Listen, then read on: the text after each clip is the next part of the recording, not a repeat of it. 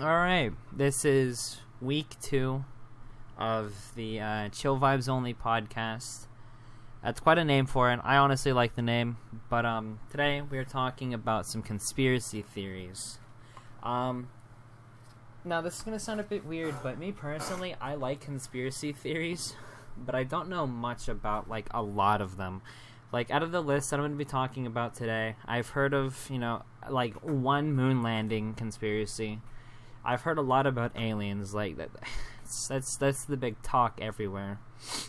And I've heard a little bit about the Mandela effect. But I'm also joined with a friend today. He was here last week. Dom, say hi again. Hello. His audio sounds a bit clearer on my end. I don't know how it sounds for you guys, but he's just a tad bit delayed. Small price to pay, but it's whatever. We'll work on this for next week. But, so we're going to be starting off with the Mandela effect. Dom, what all do you know about the Mandela effect? You know how we had the Bernstein Bears and now it's the Bernstein Bears? Like weird stuff like that. Like, we remember it so differently, and this alternate realities just kind of exist sometimes, is basically how it was described to me. Some people described it as like a false memory phenomenon. That also described as a paranormal consultant. I kind of like that one. Somebody referenced it as false memory of the death of a South African leader, Nelson Mandela, in prison in the 1980s when he actually died in 2013. That one I remember a lot about. Some examples is like Looney Tunes, for example. Like, you think you spell it like, the actual loony, and then tunes like T-O-O-N-S, when in reality I think it's actually like T-U-N-E-S, like the actual tunes, Yeah, the weird way. Yeah. Curious George, like, does he have a tail? Does he not have a tail? I mean, he's a monkey, so he should have a tail. Your example about Bernstein Bears, Fruit Loops with their different spellings, the actual way to spell it, F-R-O-O-T, instead of the actual fruit. Kit Kat doesn't actually have a dash in it, which I don't like that. The Monopoly guy, I think that's what this one is, doesn't have a monocle on, but everybody perceives him as having one. And Pikachu not having a black stripe on the end of his tail, that one I don't like. I feel like the black stripe is like an iconic look for him. Another one that not a whole lot of people probably pay attention to is the dashes in Coca-Cola. Like, people think it's in the middle, people think it's a straight line. It's actually a very small dot sitting at the very top of the A in Coca. Pretty weird. I'm seeing this one for Ford, but at the same time, I don't really look at Ford stuff anyways, so that one I can't really say much about. There's a lot of examples of the Mandela effect. Like, I remember whenever I was younger, I would go onto YouTube, and there'd be these videos that pop up in my recommended. It's like, oh, this plane just like stops moving, and people tried to make that like a Mandela effect type thing, but really that doesn't even make much sense. A plane just stopped moving in midair. Realistically, that can't even happen. You know what I mean? Yeah. Do you have any examples of Mandela effects or anything with that? I feel like there's not really much you can talk about when it comes to Mandela effect. I mean, it's just like what we believe it is, but then we actually read it and it's like, wait, what is this? This isn't right. Like, people going on about how cosmic brownies don't have lines. Well, I hate to break it to you people, but there are cosmic brownies out there that do and don't have lines. So that's like a terrible example that people would still go on about. But yeah, like I said, I mean, I don't really think there's much we can talk about whenever it comes to Mandela effect. I mean, you practically like already said most of them. I would Yeah. say about the Ford, but then I'm like, ha, nerd, you don't know about Ford. Says the nerd who also does not know about Ford. It's the recent refinement of false memory that typically refers to pop culture current event references. It's basically remembering something that doesn't match with historical records. You know, stuff that you use to make your home smell fresh isn't Febreze. I remember Febreze was a big one that I remember looking at a lot. It's I don't know how people say it nowadays, but you know the peanut butter Jif. It's Jif, not Yeah. Jiffy. I remember for the longest time I called it Jiffy. Back in the day, that's people would go like crazy about it. Everybody kept calling it Jiffy, but realistically, it's just Jif. It was speculated that they were combining Jif with the competitor Skippy, which I don't know when Skippy came around. I think that's been around for a while. Like I said earlier, Looney Tunes. It almost makes like no sense at all, but it was spelled as the actual tunes. Berenstain Bears didn't exist. The lovable cartoon Bear family actually spelled their last name with an A. Curious George's Tale, like I said, that's another one. I talked about that one earlier, but like, I want him to have a tail. Like, I get that the correct way that people see him as is he has a tail. Like, that's how I want people to see him as. A monkey is not a monkey without a tail, even though there are monkeys out there that don't have tails. Not going to talk about this one. Febreze.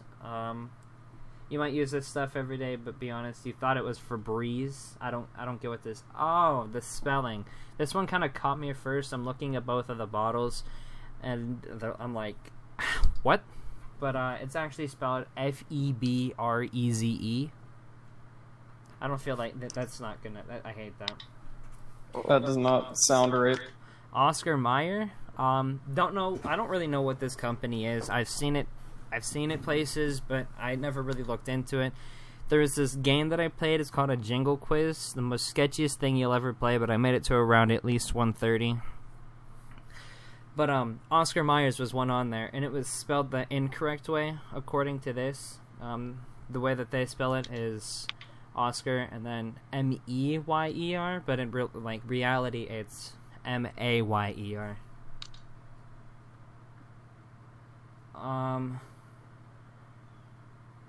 Skechers. I always remember spelling it with a T, but I guess realistically the actual branding is Skechers without the T. That one's stupid. Tell me you agree with me. Yeah, that is kind of stupid, to be honest. Fruit Loops. Yep. Let me tell you, this one threw me for a loop.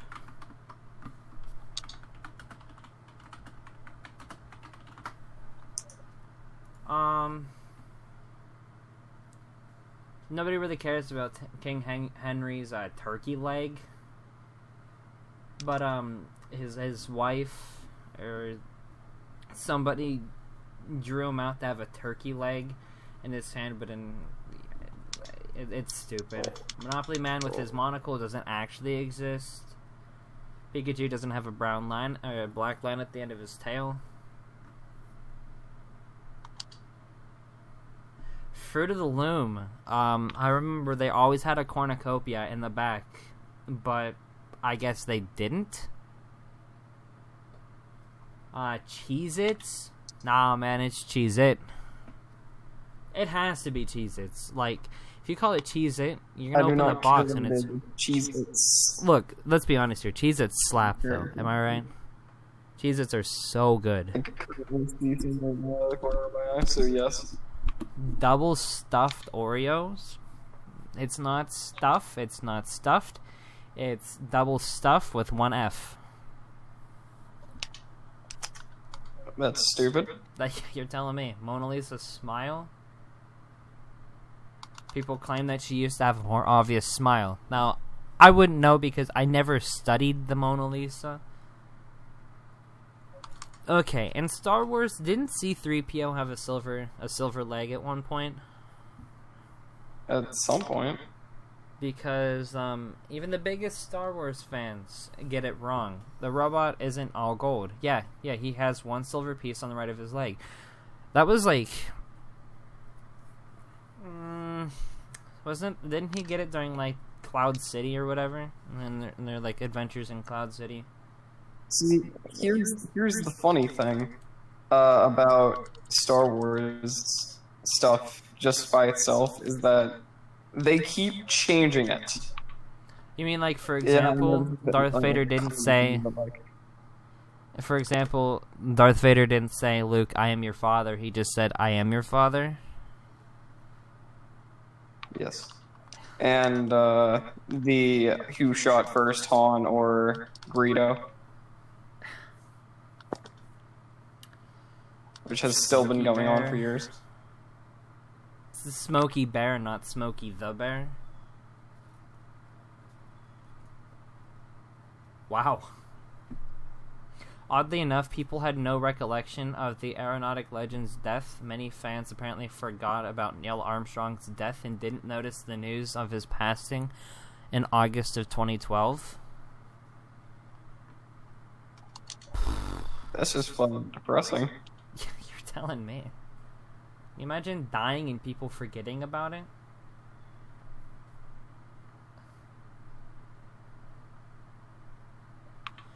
Dang, imagine not being remembered after you die wouldn't be me. I couldn't imagine.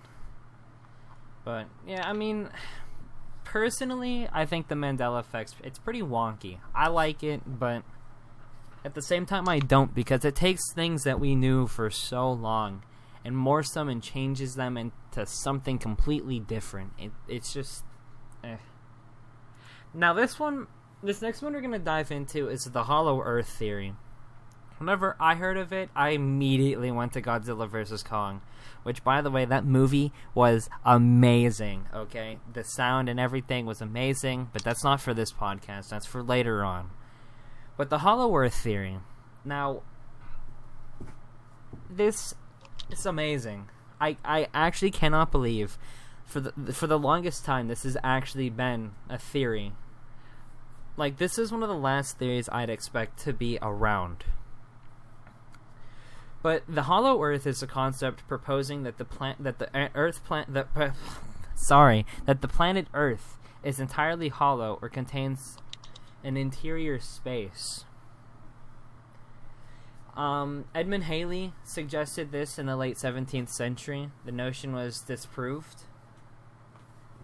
1740, it came back up by Pierre Boger. Sorry if I said that last name wrong. And then it was brought up again by Charles Hooton and the Schiehallion experiment. Sorry, I also got that one wrong. Never heard of that thing either. It was occasionally defended throughout the entire 19th century, notably by John Symes Jr.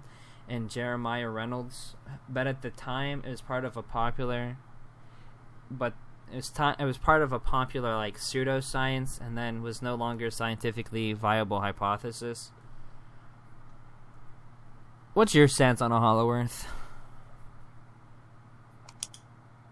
I think it's honestly like a really weird thing. It's like flat Earth and like dinosaur Earth and stuff. I feel like at some point it's either gonna be absolutely demolished, as per earlier you just said, or even just like there are multiple reasons disproving the fact that it is not hollow. I am not going to pull them up, seeing as I am using this wonderful recording software known as my phone, and that's going to make a crap ton of noise. Whenever I think of Hollow Earth, I honestly think about how it was portrayed in Skull Island and how it's portrayed in Godzilla vs. Kong. The fact that, like, you breach through this wall and you're introduced to a whole new set of, like, terrain, and the gravity is all messed up. And it's, like, this world that has creatures that we've never seen before. Honestly, I think that's pushing it, but I think the part where, like, it's this whole new world with a messed up gravity system new terrain and stuff. I believe that if it's actually real, that's what this holds. If the Hollow Earth is real and it holds life, I think that's a big scientific jump. And honestly, it wouldn't technically be that hard. Like if you go based off of like what they did in Godzilla vs. Kong, how they breached to the Hollow Earth, there's already a tunnel to it, but there was an expedition team that tried to get to it, but they were absolutely demolished by the gravitational shift. So like realistically, if that's an actual thing, it's not going to be exactly easy to get to the Hollow Earth. But I think realistically it'd be easy. I mean, Godzilla made it look easy. All you have to do is just dig straight to the center of the Earth. So like just Minecraft it easy. Like even like Journey to the Center of the Earth. Like you can call that a Hollow Earth. Like in that movie, they basically like explored a new Hollow Earth, and in that one, it had like dinosaurs and Venus flytrap plants the size of like an entire person. Good movie, by the way. So like the way that they got to it is they entered it through a volcano or something, and it was beautiful. Good movie.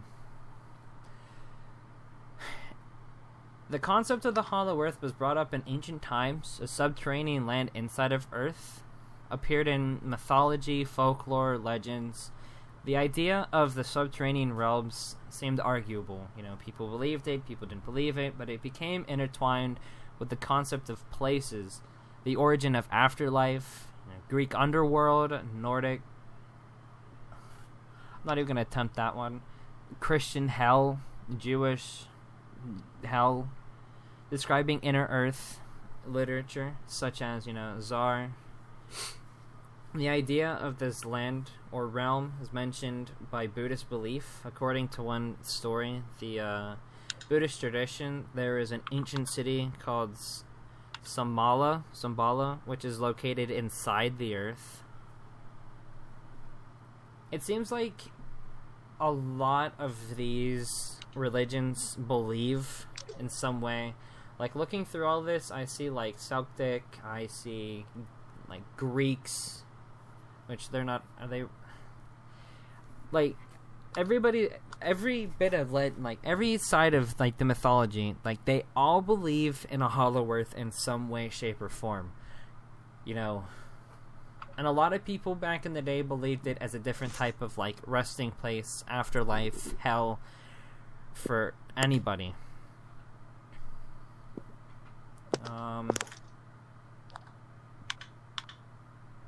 In Celtic mythology, there is a legend of a cave. It's Ireland's gate to hell. A mythical and ancient cave from which, according to the legend, strange creatures would emerge and be seen on the surface of the earth. There are also stories of medieval knights and saints who went on pilgrimages to a cave located. That's all blurred out. In Ireland, where they made journeys inside of the earth to a place of purgatory. Now, I believe in Journey to the Center of the Earth, this was the place that they went to for filming. I'm not 100% sure, so don't quote me on it. Hindu mythology refers this as the underworld. So, like, really whatever the Hollow Earth, like, theory is, so many different, like, things in our past, they have labeled it as, like, the underworld. It's a place of, like, refugee, places where creatures emerge from this horrifying hell. Me personally, I want it to be in Iceland. What do you want to believe whenever it comes to the Hollow Earth? Like, do you want it to be known as this hell, or do you want it to be, like, a beautiful place where we can go to if the outside of the Earth gets fucked? Do you think, actually, even better question after you answer this one, so answer this one. I'm gonna be honest, I kinda just, truthfully, most honestly, want it just to be a giant hole that leads straight to China. You know what? All right. That is my one wish. You remember that that's a theory? That, like, if you dig from, like, one place in the world, like, you can dig a hole straight to China? I'm pretty sure in the first Fred movie that's what happened. He dug a hole to China, which, those 3 movies were the best. Especially the third one, Camp Fred. Oh, amazing. Besides the point. Do you think if the outside of the Earth were doomed, and there is an actual hollow Earth and we managed to find it, do you think if the outside of the Earth gets screwed, do you think we can take refuge inside in that hollow Earth? Or do you think it's just going to be an all-around, like, the planet's doomed? Depending on the thing. I would say if it's, like... Because, like, further you go in, the hotter it is. So, my theory is that, say it's, like, another ice age, I would say yes, we could do that, but... Now, you see... When talking about the Hollow Earth, from what I've seen, the Hollow Earth is like its own landscape. It has its own like agriculture, its own climate. It has everything that we have up here down in the center. But the only thing that's different is, if you follow the Godzilla vs. Kong lore, their take on it is that it has a messed up gravity. We don't know that because we don't even actually know if it exists. But, who's to say that you can't just take refuge down there whenever the Earth, is doomed on the outside? I mean, would you rather go to the inside of the Earth where you believe it's safe, or would you rather just take a one-way trip to Mars? I'm gonna trust my man Elon and go right to Mars. I don't know, man. I think I'll trust the inside Elon. Of the Earth. I like Elon, but I think I'm going to trust the inside of the Earth. What do you guys think? Leave it below. Do you trust Elon or no?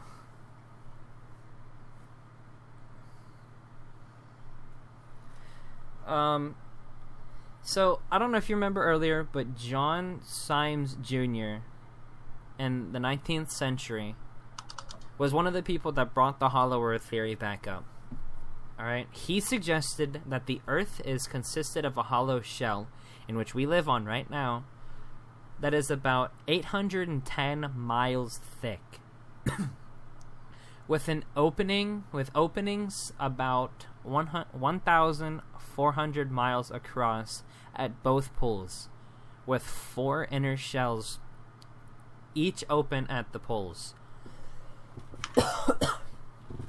He became the most famous of the early Hollow Earth scientists, and Hamilton, Ohio, even has a monument to him and his ideas. He proposed making an expedition to the North Pole hole, thanks to the efforts of one of his followers, James McBride. So basically, this John Jr., alright, he was actually onto something, and he wanted to actually do what no others would do, make an expedition to that North Pole and figure this out and see if there's actually a hole there that leads in. Do I believe that there's a hole at both of the poles? I don't know. I really don't know. I want this to be scientifically proven true. I mean, the fact that that there could be a hollow Earth is just so amazing. That one's by far the best theory that I've seen on the list of 4. Oh, so exciting. What do you think? Hollow Earth cool? I mean, yeah, it's a decent idea, I'd say. Alright. So we're gonna move on to the aliens. And Dom, I feel like you haven't been doing a whole lot of talking, so tell me. What do you think about aliens?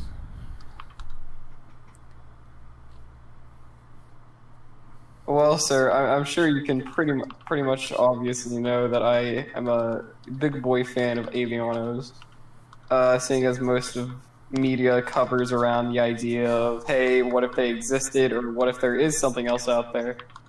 And honestly, I, for one, am all for it, mainly because all the cool things we can see, all the different creatures that could exist, everything that could exist on different worlds, planets... Yeah.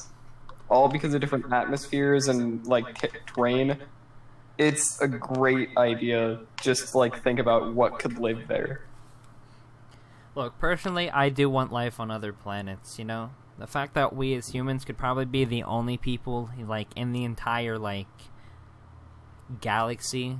Like, galaxies, like, that's such a terrible thought. Like, all of these planets are created just for what? Nothing? There is the opposing theory of, I'm trying to remember the exact name of it. Multiverse. There's different Earths out there. Say that again. Cut out a little. Yeah. There's an opposing theory of aliens currently that like humans were just a complete and utter like mistake. Like consciousness and like everything else, we weren't supposed to get that. That's why we haven't like seen any other like aliens or just like anything above that, because we were like basically mistakes in the grand scheme of things. Which was the entire idea behind that theory. I can't remember the exact name of it, but I don't know if you remember, but I think it was last year whenever there was some photo leaks of like UFOs that the government caught on camera and stuff. I mean, I guess those pictures have been around for a while, but they just, you know, recently got leaked, but they were just validated. UFO theories they've been around forever. Various government and politicians globally, most especially the officials of Washington, D.C., are suppressing evidence of extraterrestrial objects, which is unidentified flying objects, in another way, alien visitors. Usually they argue that Earth governments, especially government of the United States, are in communication or cooperation with these aliens, despite public claims on the contrary. I mean, they're meant to lie to us. Why would they want to tell us that aliens are a thing? Like, that would just send us into a mass panic. But they're in communication or cooperation with aliens. These theories claim that the governments are explicitly allowing alien abductions. That I don't think they're allowing it, but I think they just can't personally control it. I mean, you think about it. Like, anything gets close to Washington, D.C., and they like, abduct somebody, their defense system's going to shoot it down. And people are going to be like, oh, what is that? A UFO? Time to panic. So let's be honest. Like, the government doesn't have good reaction time. Individuals who have publicly stated that UFO evidence is being suppressed is included with Senator Barry Goldwater, British Admiral Lord Hill Norton, former NATO head and chief of the British Defense, a vice admiral of the CIA. So many people on this list, even astronauts, like, have claimed that they've seen this stuff. Beyond their testimonies and reports, they have presented no evidence to sustain their statements and claims. According to the Committee of Skeptical Inquiry, little to no evidence exists to support, despite significant research on the subject by non-governmental scientific agencies. How are you supposed to get evidence of a thing that's flying through the sky? These things just don't naturally crash. Like, tell me, Dom, how do you get a solid piece of evidence to prove that aliens exist? Well, I mean, honestly, there isn't too many easy ways to do it. I mean, there's a couple obscene ways of the AKA redneck way of just shoot her down, see how well that goes, and the calm and collected way of just shooting through stuff and just wondering how well can this work, and just like trying to have communications between aliens and such on. Just questioning things more than just shooting and firing ahead. Alright. The night before Halloween, 1938, Orson Welles directed The Mercury Theater on Air, a live radio adaptation of H.G. Wells' novel War of the Worlds. Really good book and really good movie. By mimicking a news broadcast, the show was quite realistic sounding for its time. Some listeners were fooled thinking it was an actual Martian invasion that was underway in the United States. Widespread confusion was followed with outrage and controversy. Some later studies have argued that the contemporary press exaggerated the extent of panic. It remains clear that many people were caught up to some degree in the confusion. Other countries' reactions were similar. In 1949, part of the script for War of the Worlds was read out on the radio in Ecuador without an announcement, as if major piece of breaking news. Huge crowds of people emerged onto the streets, sought refuge inside churches with their families. The radio station was informed of this. Announcers broadcast, and in fact there was no invasion. Angry mob formed.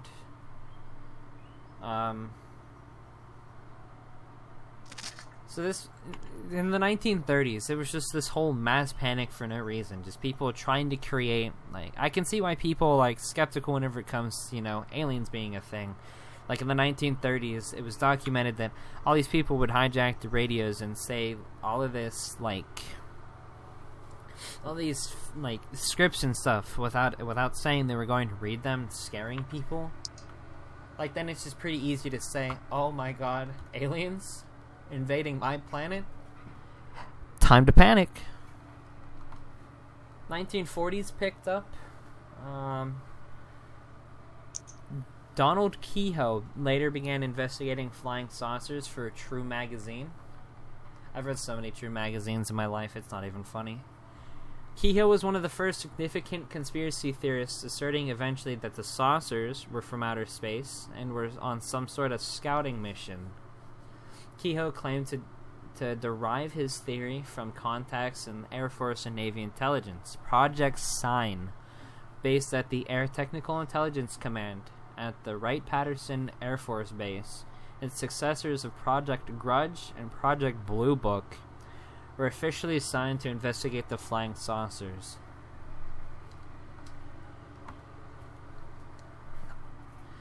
Now, this is gonna sound a little weird coming from me, but I don't doubt that there's aliens and Bigfoot and stuff like that out in this world. But it's crazy because I don't really believe in ghosts. You may be thinking, how can you believe in stuff like this, but you can't believe in ghosts? It's a really good question. Dom, do you do believe aliens are true, right? I already asked you that, correct? Yes, sir. The Great Los Angeles Air Raid, also known as the Battle of Los Angeles. That was a good movie, honestly. Whenever I saw that movie, I was blown away. I didn't like it in the beginning, but then I watched it again one day. I was blown away. The Battle of Los Angeles is given its name by contemporary sources to imaginary enemy attack, the anti-aircraft artillery barrage, which took place from late February 24th to early February 25th in 1942. Initially, the target of aerial barrage was thought to be an attacking force from Japan, but the Secretary of Naval, Frank Knox, speaking at the press conference shortly after, called the incident a false alarm. Small number of modern-day UFOologists, such a stupid name, have suggested that the reported targets were extraterrestrial spacecraft. While documenting the incident in 1983, the Air Force history attributed the event to a case of war nerves, likely triggering by the loss of weather balloon. Which, there's a lot of weather balloons, I believe, out there. So, I mean, it's possible that the artillery could have, mistaken it for something. Boom! I don't doubt that aliens are real, and I don't doubt that they're locked up in that Area 51 base, that we have no idea what's going on in there. I remember for the longest time, back in 7th grade reading, we watched this hour-long video that was about the making of Area 51 and what we knew. And there wasn't much that we knew, because anybody who talked and anybody who worked there and then quit and then talked about it, you you were doomed. It's like you got thrown in jail, or like you just kind of like just disappeared. But like, I mean, we knew that stealth tech was made there. Do I dare speak of this stuff, man? I'm gonna get officials showing up in my house. Like, apparently there was like stealth tech made there for like their big bombers. The SR-71 Blackbird was tested there. But like, let's be honest, that's truly all cover up for the fact that there are probably aliens in that base. All right, I'm telling you now. I remember the biggest incident that I know that I have read so much upon is the Roswell incident in 1947. All right. This took place in Roswell, New Mexico, and the United States Air Force issued a press release stating that a flying disc had been recovered near Roswell, New Mexico. The press release was quickly withdrawn, and officials stated that weather balloons had been misidentified.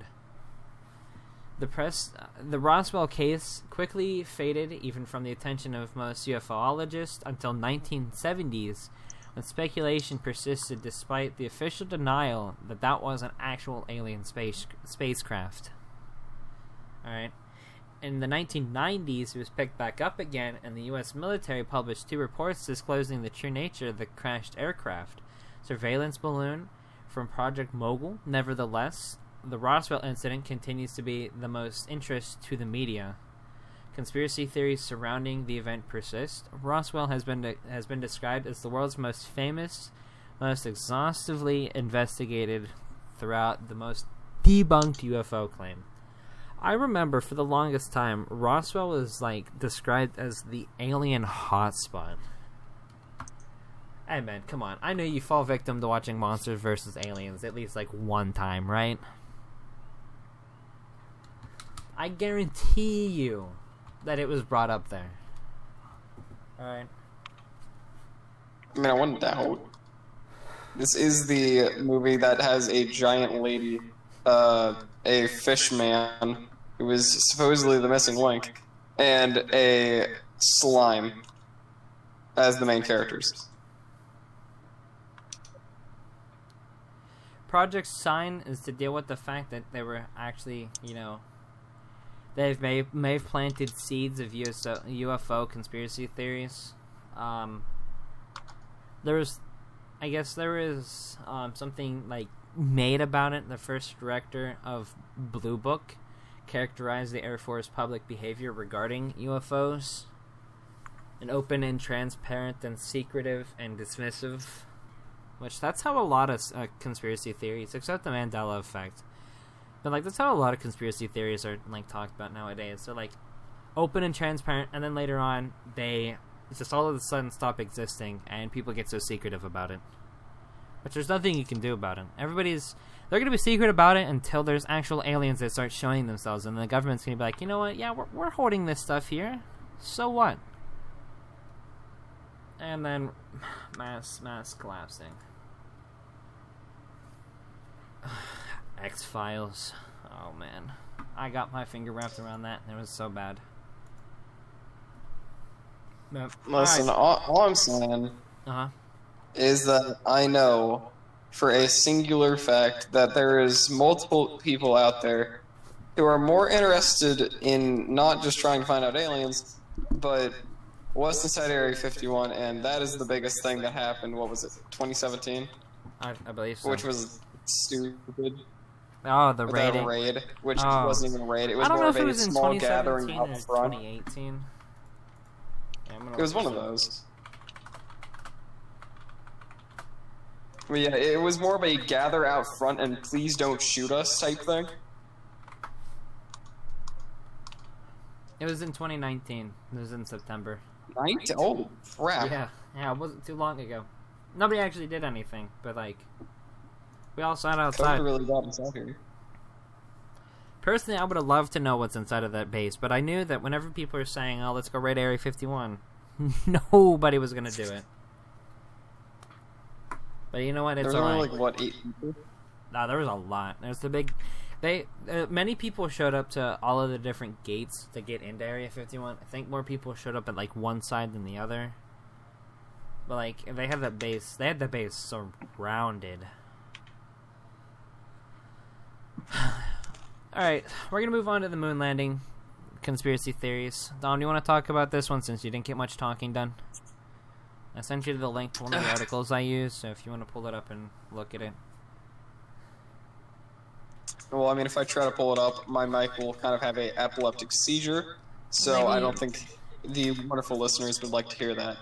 So I'm just going to go off of the knowledge that I know off of the top of my head, Alright, and so that is that people believe that the moon landing was faked. It was shot on camera from a completely different angle, just so that we could win the space race against Soviet Russia. I'm pretty sure so it was. But my one rebuttal against that is that the amount of technology that it would require to get the perfect lighting, the ability to see Earth, so on and so forth, the imagery that we saw through that video camera instead of even actually Hey. faking watching the rocket Okay. launch, our technology was not that good back then where you can edit this video that looks like it was the best edited fake video. Even deep fakes nowadays with the technology we have are decent, but they're not the best thing you'll ever see. Yeah, okay. So moon landing theories claim that the entirety of the moon, the whole moon project, the Apollo program, is fake. 12 Apollo astronauts did not actually walk on the moon. Various groups and individuals have made these claims since the mid-1970s. NASA and others knowingly misled the public into believing that the landings happened by manufacturing, tampering with, or destroying evidence including photos, tapes, radio, and TV transmissions of the moon rock samples. Much of the third-party evidence for landing exists, detailed rebuttals, I said that word so wrong, to the hoax that have been made. Shut up. Since the late 2000s, high-definition photos were taken by Lunar Reconnaissance Orbiter. The Apollo landing sites have been captured, and tracks left by the Apollo astronauts in 2012. Images were released showing the 5 of the 6 Apollo missions. American flags erected on the moon still standing. I think it's crazy that even though there has been evidence of these moon landings, people still believe that they're not true. It is ridiculous. Yeah.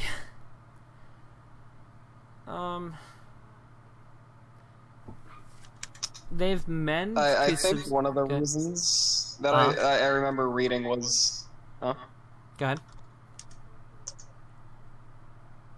Was that the flag was blowing. How can there be air on the moon?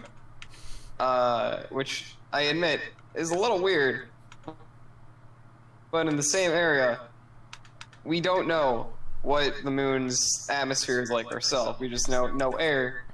But that does not mean gravity still can't flow. I mean, you think if there's air and the flags are blowing, that's the actual soil or the sand or the dust, whatever it is on the moon, would actually be moving. You know what I mean? If the flag's blowing in the wind, why isn't some of the terrain? You may be saying all the dirt doesn't move. Dirt is heavier. Sand moves in the desert. Sandstorms happen. Boom. Completely different. But as I said, if you just... They literally, put it down. That made motion happen. Which made, low gravity kind of have the effect of, hey, this is flowing now because, the pull kind of make that happen. Yeah, it says here that they claim that NASA faked the first landing to win the space race in 1969.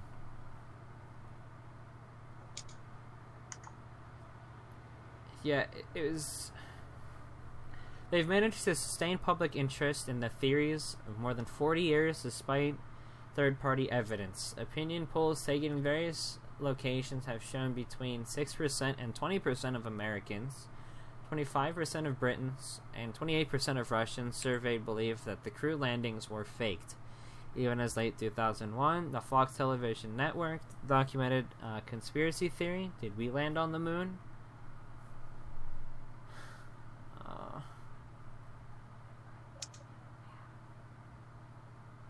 this all started.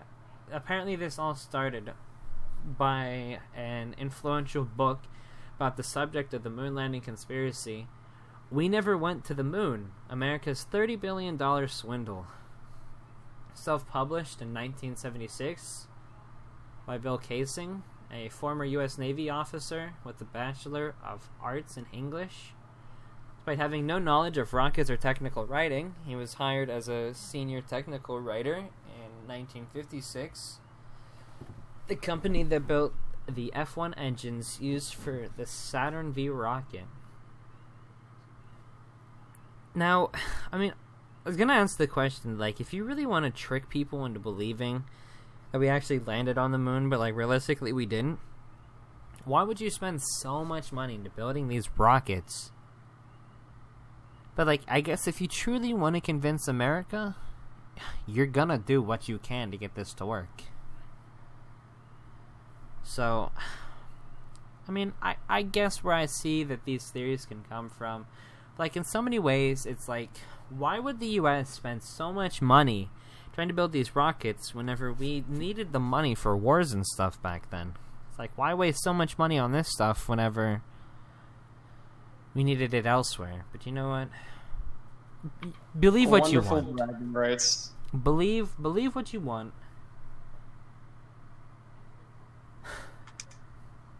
It's looking at a lot of these conspiracy theories, it's like, look at the most stupidest ones. That, like, this one, for example, moon landing, like, was faked. Personally, I don't think it could be faked. Guys, build your own rocket, go up to space, and check it out for yourself. That's all I can say. I don't actually personally think that this was fake, though, to be honest. But you know what? Pop off. But conspiracy theories, I love them, you know? I don't know much about a lot of them, but regardless, I still love to sit down and learn about a good conspiracy theory. Alright, I'm just saying that now.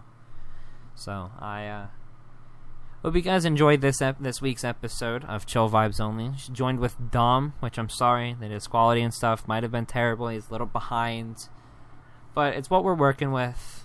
So, next week, I promise it'll be better. Next week, it might even be with somebody different. I might do the one that I was thinking of, or I might actually do, like, something to do with the unknown. It's either Star Wars or unknown next week. You know, I might take a break from this stuff and talk about Star Wars stuff with another kid. It all just depends. Alright, well, that's been the Chill Vibes Only podcast. I'll see you all later.